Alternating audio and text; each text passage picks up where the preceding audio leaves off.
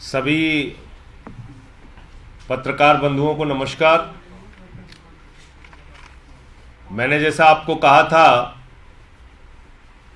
कि नेटफ्लिक्स की पूरी सीरीज चलेगी अडानी घोटाले को लेकर, तो आपने अडानी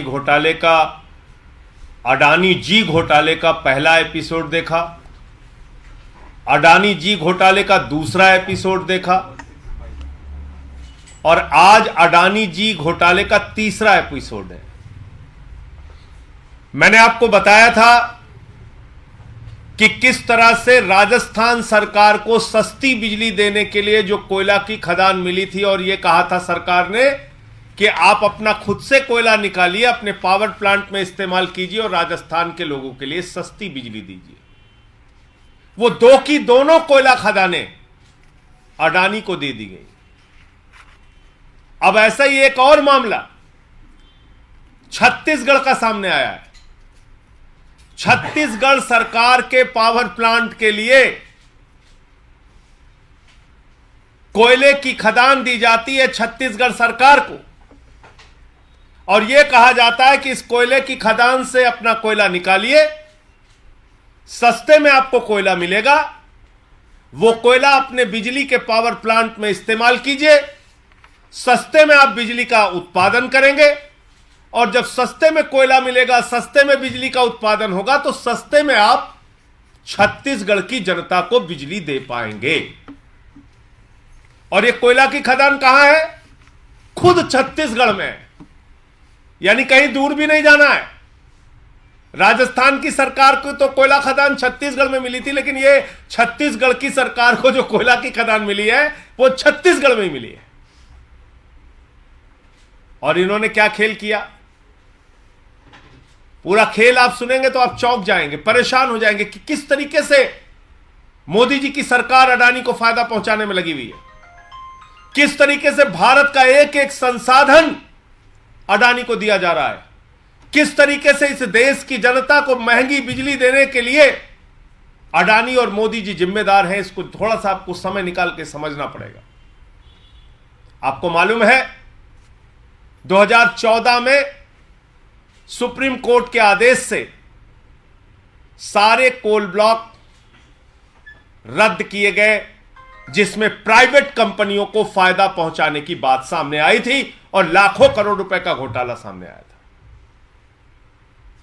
और इसी तरह से एक खदान और, कोयला की एक खदान और रद्द की गई थी, कोयले का ब्लॉक रद्द किया गया था।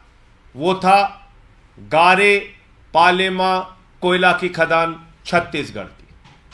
गारे पालेमा कोयला खदान छत्तीसगढ़, वो सुप्रीम कोर्ट के ऑर्डर की लिस्ट में भी आपको मिल जाएगा। वो जो लिस्ट है 214 ब्लॉक की, कोल ब्लॉक की, उसमें भी उसका नाम है। जैसे 2 ब्लॉक का मैंने पहले दिखाया था, उसका भी नाम है। अब उस कोयला खदान को सुप्रीम कोर्ट ने रद्द कर दिया और कहा कि भारत सरकार नए एक्ट बनाए, नए कानून बनाए, इसके हिसाब से आवंटन किया जाए। भारत सरकार ने 2015 में एक्ट भी बना दिया।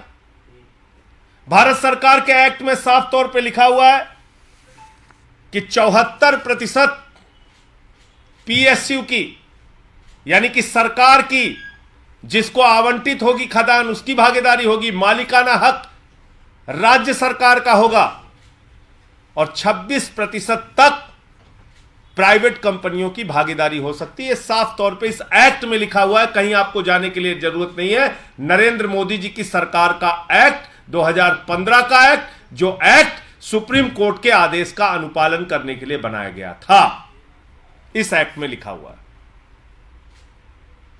2017 में Chhattisgarh state power generation company limited, यानी कि CSPGCL, ये कंपनी है छत्तीसगढ़ सरकार की। 2017 में नवंबर में रमन सिंह जी की सरकार ने यह एग्रीमेंट किया अडानी से और इस एग्रीमेंट में ऐसी ऐसी शर्तें लिखी हैं, आप सुनेंगे तो हैरान हो जाएंगे कि सुप्रीम कोर्ट और भारत सरकार के कानून का घोर उल्लंघन करते हुए, उसको कुचलते हुए यह एग्रीमेंट किया गया। इसमें क्या क्या लिखा हुआ है? इसमें यह लिखा हुआ है कि एक निश्चित मात्रा में अडानी से कोयला CSPGCL को लेना पड़ेगा। यानी छत्तीसगढ़ सरकार के पावर प्लांट को अडानी से एक निश्चित मात्रा में कोयला खरीदना पड़ेगा, और अगर वो कोयला नहीं खरीदा छत्तीसगढ़ सरकार ने तो अडानी को पेनाल्टी दी जाएगी। ये इसमें लिखा हुआ है। मतलब आपकी कोयला खदान, आप अपनी ही कोयला खदान से कोयला खरीदेंगे, और अगर आप कोयला खरीदने में आपसे कोई कमी रह गई तो आप अडानी जी को, नरेंद्र मोदी जी के मित्र को पेनाल्टी देंगे। यह रमन सिंह जी का समझौता है बीजेपी सरकार का 2017 का। इसके अलावा क्या लिखा हुआ है इसमें? 100% ट्रांसफर, 100%।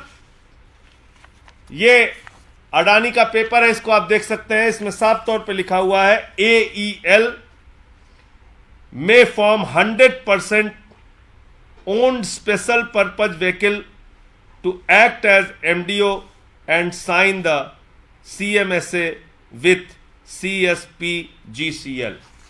100% ये माइंस, ये खदान सुप्रीम कोर्ट के कानून और भारत सरकार के कानून को किनारे रखते हुए यह खदान अडानी को दे दी गई। अब इससे अंतिम जो सच है इसका वो जानना जरूरी है। छत्तीसगढ़ में कोल इंडिया की भी कोयला खदान है, CIL कोल इंडिया लिमिटेड की कोयला खदान भी है, और छत्तीसगढ़ में छत्तीसगढ़ की सरकार की खदान जो अडानी को दे दी गई वो खदान भी है। अब आप सोचिए मजेदार बात, जो G13 का कोयला है वो कोल इंडिया लिमिटेड दे रहा है 827 रुपए टन। ध्यान से फिगर सुनिएगा, 827 रुपए टन कोल इंडिया छत्तीसगढ़ सरकार को कोयला दे रहा है, और जो अडानी कोयला दे रहा है वो दे रहा है 1269 रुपए टन। यानी करीब करीब 450 रुपए एक टन में महंगे दाम से कोयला दिया जा रहा है। और ये कितना कोयला निकालना है अडानी को, आपको मालूम है? 232 मिलियन टन कोयला निकालना है। ठीक बोल रहा हूं? हाँ, 232 मिलियन टन कोयला निकालना है। मतलब आज अगर ये 450 का मुनाफा ले रहे हैं, आगे चलकर ये 500 भी हो सकता है, 1000 भी हो सकता है, 1500 रुपए भी हो सकता है, 2000 भी हो सकता है, जब सारी कोयला की खदानें इनके हवाले हो जाएंगी। और आपको जान के हैरानी होगी कि जितने भी ये MDO पूरे देश में हुए हैं उसमें से अकेले 56% कोयला अडानी के नाम कर दिया गया।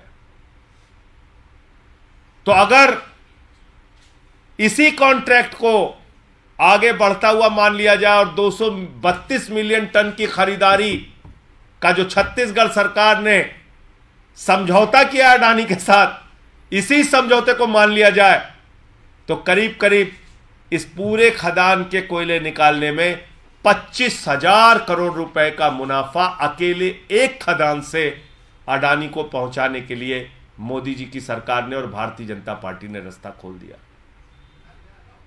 अकेले एक खदान से।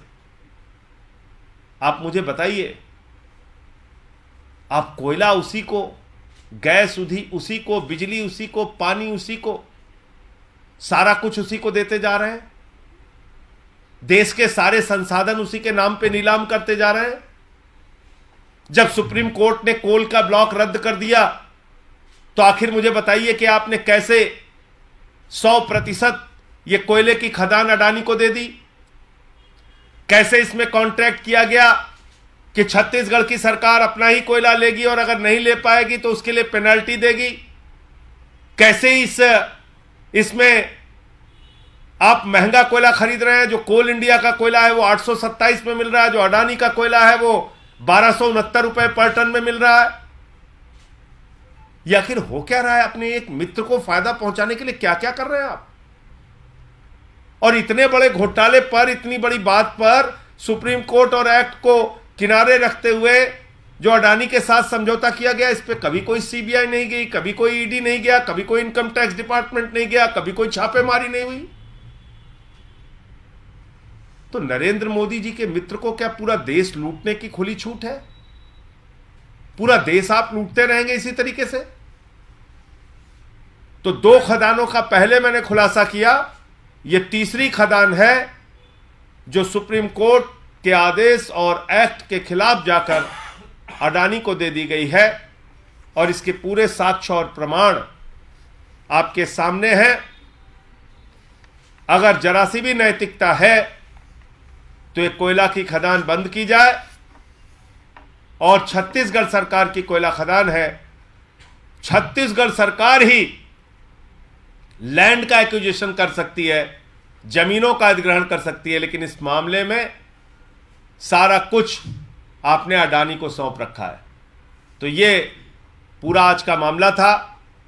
मैं एक बार फिर दोहरा रहा हूं, ये 25,000 करोड़ रुपए की सौगात इस कोयला खदान को देकर आदरणीय नरेंद्र मोदी जी ने और भारतीय जनता पार्टी ने अडानी को 25,000 करोड़ रुपए की सौगात दी है। ये 13 मार्च को, मुझे अभी तक सीबीआई से, ईडी से समय नहीं मिला, लेकिन 13 मार्च को सीवीसी का समय मिल गया है। सीवीसी से मुलाकात करके ये सारे साक्ष्य और कागजात जो अब तक मेरे पास आए हैं, गुजरात का मुद्दा है, 2 राजस्थान की खदानों का मुद्दा है और अब एक छत्तीसगढ़ की खदान का मुद्दा है, ये तीसरे एपिसोड में मैंने आपके सामने किया। अभी पिक्चर बाकी है, जल्दी मत कीजिएगा। बहुत लंबा घोटाला है और बहुत लंबी जानकारी है। अगला एपिसोड नंबर 4 वो भी जल्दी आएगा, 13 मार्च के बाद आएगा। 13 मार्च को पहले ये जो सारी जानकारी अब तक आई है, ये सीवीसी को मिलकर उनको पत्र लिखकर मैं दूंगा। रमन सिंह सरकार ने जो करार किया था उसी के साथ अभी की भूपेश बघेल सरकार की कोयला उठवा रही है और खरीद कर रही है। देखिए, जो कॉन्ट्रैक्ट होता है वो कॉन्ट्रैक्ट 1-2 साल के लिए नहीं होता, वो कॉन्ट्रैक्ट करते हैं 30 साल के लिए। यानी जितनी एक खदान की आयु होती है, जितनी एक खदान की उम्र होती है, अवस्था होती है कि आप उसको पूरा कोयला निकाल लीजिए, उस तक का पूरा समझौता होता है।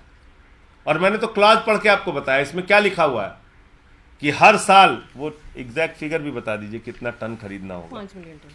हर साल 5 मिलियन टन, दिखा दीजिए इसको, 5 मिलियन टन कोयला छत्तीसगढ़ सरकार को अपनी ही खदान से, अडानी से खरीदना होगा। और यह बाध्यकारी है, इसमें कहीं कोई भागने का रास्ता नहीं है छत्तीसगढ़ सरकार के लिए। बाध्यकारी है 5 मिलियन टन कोयला खरीदना, महंगे दाम पर खरीदना। और अगर 5 मिलियन टन कोयला नहीं खरीदा छत्तीसगढ़ सरकार ने, तो वो क्लॉज भी मैंने पढ़ के सुना दिया कि उसकी पेनल्टी देनी पड़ेगी। ये पूरा इसमें फिगर दिया हुआ है कि कितना प्रोडक्शन होगा और कितना कोयला छत्तीसगढ़ सरकार को खरीदना पड़ेगा। तो अपने आप में, और 100% आपने पूरी खदान दे दी आपने उठा के अडानी को। तो ये तो मुफ्त का फायदा है ना, मुफ्त की मलाई खिला रहे हैं आप। इसीलिए तो मैं नारा लगाता हूं कि मोदी अडानी भाई भाई, देश बेच के खाई मलाई। मलाई खा रहे हैं। आपने पूरी खदान उठा के अडानी को दे दी, उसके लिए आपने खरीदार भी दे दिया, खरीदार से गारंटी भी दिलवा दी। तो बड़ा आराम का बिजनेस है। कोयला निकालो, कोयला कहीं बर्बाद भी नहीं होना है। जहां खरीदार भी आपके पास मौजूद है, उसको आपसे खरीदना ही खरीदना है। नहीं खरीदेगा तो आपको पेनल्टी देगा। संजय जी, ईडी की पूछताछ के बाद आज ईडी ने सिसोदिया जी का 10 डेज रिमांड मांगा है। देखिए, ऐसा है कि मैं बार बार इस बात को दोहरा रहा हूं, कह रहा हूं, भारतीय जनता पार्टी एक नए सिद्धांत पर चल रही है। जो जितना बड़ा भ्रष्टाचारी वो उतना बड़ा पदाधिकारी। बीजेपी का अब यही नारा है, भारतीय जनता पार्टी में शामिल हो जाओ। भारतीय जनता पार्टी के आप नेता हैं तो आप राजा हरिश्चंद्र हैं, वरना मनीष सिसोदिया जिनके घर 14 घंटे सीबीआई छापामारी करती है, कुछ नहीं मिलता। गांव में छापामारी करती है, कुछ नहीं मिलता। दफ्तर में छापामारी करती है, कुछ नहीं मिलता। बैंक के लॉकर पे छापेमारी करती है, कुछ नहीं मिलता। पहली चार्जशीट आती है, कुछ नहीं मिलता। दूसरी चार्जशीट आती है, कुछ नहीं मिलता। सीबीआई 5 दिन की पूछताछ करती है, कुछ नहीं मिलता। फिर 2 दिन की पूछताछ करती है, कुछ नहीं मिलता। तो मोदी जी बौखला गए, कह रहे कुछ मिल ही नहीं रहा है, ऐसे कैसे हो सकता है, लगाओ अपनी ईडी। 10 महीने से ईडी कुंभकर्ण की नींद सो रही थी, तब उसको याद नहीं आया कि हमको इस मामले में घुसना है। जिस दिन मनीष सिसोदिया की जमानत की याचिका लगने वाली होती है 10 तारीख को, ठीक उसी दिन ईडी कहती है हम गिरफ्तार करके जेल में डालेंगे। क्या इस देश के लोगों को समझ में नहीं आ रहा है? इस देश की जनता मूर्ख है कि एक तरफ नरेंद्र मोदी जी की पार्टी के नेता हैं, हेमंत विश्व शर्मा जिसके खिलाफ वाटर घोटाला लेके आती है बीजेपी, उनको मुख्यमंत्री बनाती है। व्यापम घोटाले में फंसे शिवराज सिंह को मुख्यमंत्री बनाती है। माइनिंग घोटाले में फंसे येदियुरप्पा को मुख्यमंत्री बनाती है। लैंड स्कैम में फंसे नारायण राणे को केंद्रीय मंत्री बनाती है। रेड्डी ब्रदर्स पे सीबीआई की इंक्वायरी बंद।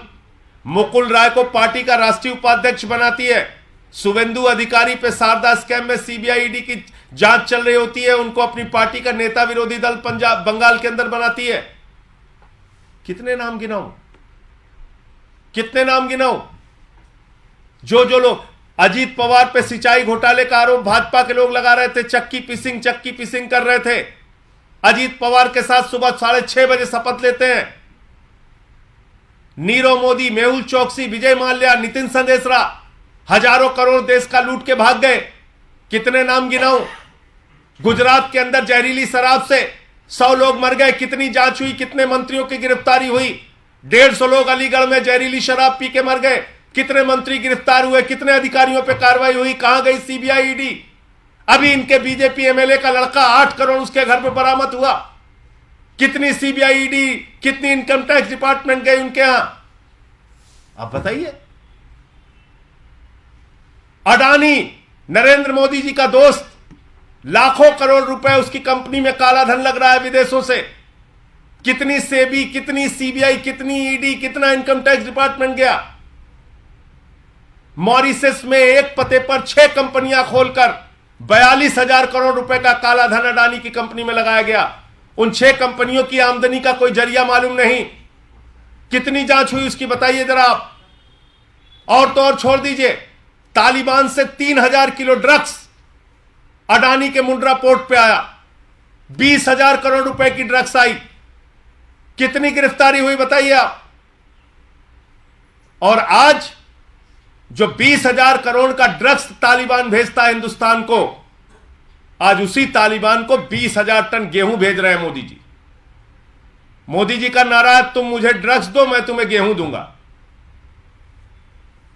तुम मुझे ड्रग्स दो मैं तुम्हें गेहूं दूंगा।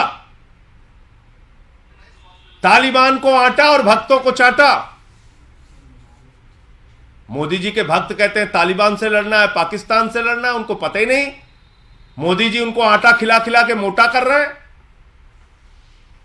20,000 टन आटा जा रहा है, 20,000 टन। भक्तों के मुंह पे जोरदार चाटा पड़ रहा है। देश का बजट आता है, किसान दुखी, मजदूर दुखी, नौजवान दुखी, माताएं बहनें दुखी, महंगाई से दुखी। कौन खुश है? तालिबान खुश है। तालिबान को बजट में पैसा दे रहे हैं, सैकड़ों करोड़ रुपए दे रहे हैं। यह है बीजेपी की असलियत, यह है भारतीय जनता पार्टी का असली चेहरा। तो इसलिए मनीष सिसोदिया पे कार्रवाई हो रही है, सारे विपक्ष के लोगों पे कार्रवाई हो रही है, सबको जेल में डालेंगे, सब पे सीबीआई ईडी छोड़ेंगे। मैंने तो कहा था कि भाई मुर्दों से भी पूछताछ के लिए कानून लेके आइए, आप जो करना है कीजिए। लेकिन लोग देख रहे हैं इस बात को और समय आने पर जवाब देंगे। सर, सदन में जो राहुल गांधी का माइक बंद करने वाले पे विवाद चल रहा था, उस पर उपराष्ट्रपति के लिए कांग्रेस ये कह रही है कि आप सरकार का चीयर लीडर ना बने। नहीं, उपराष्ट्रपति तो राज्यसभा के नेता हैं, सभापति हैं, सॉरी। उपराष्ट्रपति जी राज्यसभा के सभापति हैं और राहुल गांधी का जो भाषण हुआ था वो तो लोकसभा में हुआ था। तो मेरे ख्याल से आपका सवाल थोड़ा स्पष्ट कीजिए। राहुल गांधी ने लंदन में जो कुछ भी कहा, उन्होंने कहा कि पूरे सदन के नेता को लेकर उन्होंने सवाल उठाया था। उस पर उपराष्ट्रपति ने उन्हें एक तरह से खड़ी बोली सुनाई है कि आप धनखड़ की तरफ से कई सफाई देने की कोशिश की गई थी, जिस पर कांग्रेस ने उल्टा उनको ये कहा कि आप सरकार का चीयर लीडर बने। चीयर लीडर वर्ड का इस्तेमाल किया। नहीं, मैं अगर राहुल गांधी के भाषण के परिप्रेक्ष्य में कोई आपत्ति या कोई बयान आएगा तो वो लोकसभा के स्पीकर महोदय का आएगा। उनका अगर कोई बयान आया हो उस पर आप पूछे तो मैं बता सकता हूं। उपराष्ट्रपति राज्यसभा के सभापति होते हैं। राहुल गांधी के भाषण में या उनके भाषण से कोई चीज़ कटौती करनी है या निकालना है या बाहर करना है, ये उपराष्ट्रपति महोदय के अधिकार क्षेत्र से बाहर की चीज़ है। पहले आप अपना सवाल स्पष्ट कर लें तो मैं इसका जवाब दे पाऊंगा।